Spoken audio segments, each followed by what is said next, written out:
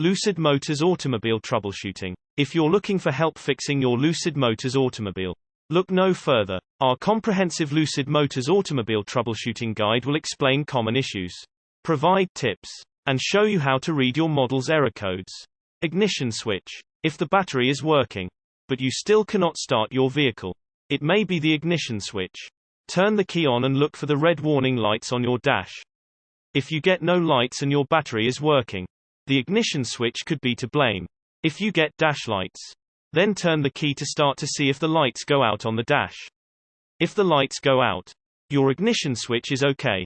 Fuel pump and relay. Your fuel system needs to be pressure tested, and if you have the equipment, then test it. Use a circuit tester to check all the electrical connections to the fuel pump. Turn the key to on. If you see a current, then it is not the pump. If there is no current, check the fuse. If you have a good fuse, then replace the fuel pump relay. Starter connection. Corrosion on the starter can keep the car from starting.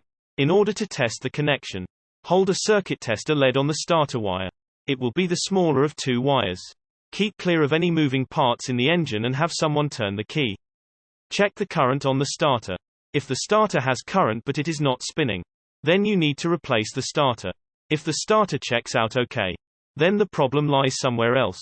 It is possible that you are getting no spark. So the next place to check is in the ignition system. Battery. If the connections on your battery become corroded, there is no longer a connection to the rest of the car. This can keep you from starting. Clean the posts and try to start the car. Additionally, the battery may be dead. Take a battery tester and test the cranking amps to see if they are weak. If you do not have a battery tester, you can test it by jump starting your vehicle. If it starts right away, the battery is bad and needs to be replaced. Replace it and clean the connections. Emission system. Your car's emission system includes everything it needs to run efficiently while minimizing pollution. However, it also includes some sensitive equipment prone to problems. O2 sensors tell your car how much oxygen to put in the fuel mixture. Faulty O2 sensors will result in your car running less efficiently. Faulty windows.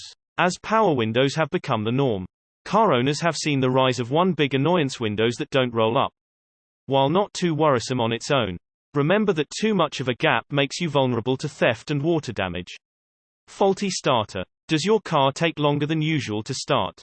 If that's the case and you hear a clicking sound before your car starts, your starter may be starting to fail. It's a common problem that is pretty easy to repair. But fix it fast, because if it fails your car won't start.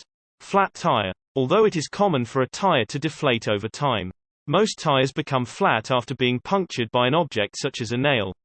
Most punctures can be fixed with a tire repair kit or patch. But large punctures or slashes generally warrant a tire replacement. However, it's also possible for simple wear and tear to be the main cause of a flat tire.